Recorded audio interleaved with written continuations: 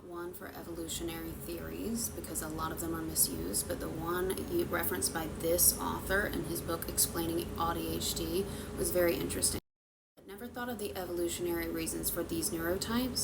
He is an ADHD psychiatrist, and he talks about what he has learned in evaluating people for these two neurotypes. He shares that in much earlier times that people with autism and ADHD might have actually had survival techniques that helped their communities out. So he says autism may have had survival advantages due to exceptional memory, spatial skills, and expertise in specific areas, particularly in traditional societies where solitary foraging could improve survival chances. People with ADHD could have had advantages in hunter-gatherer societies because they could have quickly noticed threats due to the high need for dopamine hits. Their impulsivity, distractibility, and high energy could have noticed threats earlier than people who are not ADHD. Could have had quicker response times, and their sustained focus wasn't needed. They needed to move on to the next threat.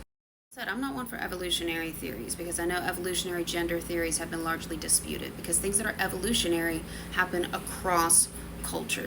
They are in our DNA. So a misconception people have is, that's why men and women have different gender roles in Western workplaces and homes, because they just always have, and that's not true. There have always been cultures that had either more than two genders, and there have even been matriarchies. So that's not evolutionary, that's cultural. Things that are evolutionary, that we all walk on 2 feet, for example, and we do not crawl on all fours. And so what makes this theory interesting to me is that there are neurodivergent people around the world. It's not only one culture that has neurodivergence. And the author of this book posits that neurodivergence has sustained across time because these people were valuable in their societies and they did still reproduce. They were not the weirdos ostracized from their communities.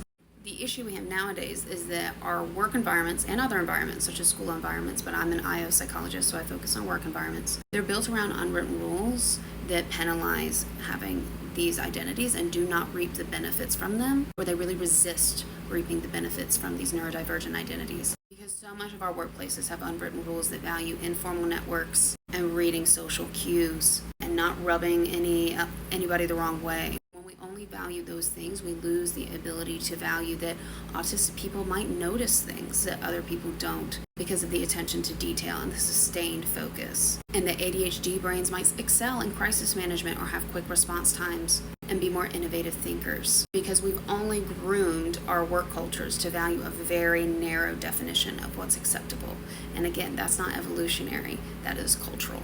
Neurodivergence is the most recent identity that I have added to my research on the unwritten rules of work, which I originally started and continue to research unwritten rules of work of social class. I have a free chapter available in my bio. The book is coming out in the fall, where I talk about what these conflicts are and I give recommendations for staff, leaders, and HR on how to navigate these. If you're interested in learning more, check out the free chapter. It's linked in my bio.